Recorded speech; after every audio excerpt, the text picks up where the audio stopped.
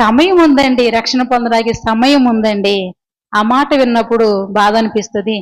మీ ద్వారా మేలు పొందుకోవడానికైతే ప్రభు ప్రభు అంటూ వచ్చి ఎంతో బాధతో వచ్చి అయ్యా సహాయం చేయి, బాగు చేయి, స్వస్థపరచు అని, ఏదైనా కష్టం ఉంటే నన్ను ఆదుకో, నన్ను విడిపించని మొరపెట్టి ప్రార్థన చేసి ఆయా మేలులు పొందుకుంటున్నావే.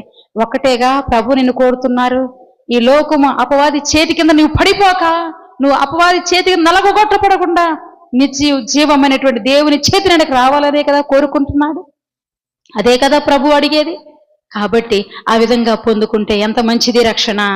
ఏమంటే రక్షణకు దూరంగా వెళ్ళకూడదు.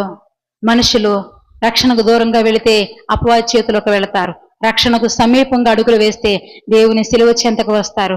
దేవుడు కుడి చేత పట్టుకొని ఆదుకుని శ్రేష్టమైన రక్షణ నీకు ఇచ్చి గొప్ప ఔన్నత్యంతో ఎవడు నిన్ను ఆదుకుంటూ సహాయం చేస్తూ ఉంటాడు.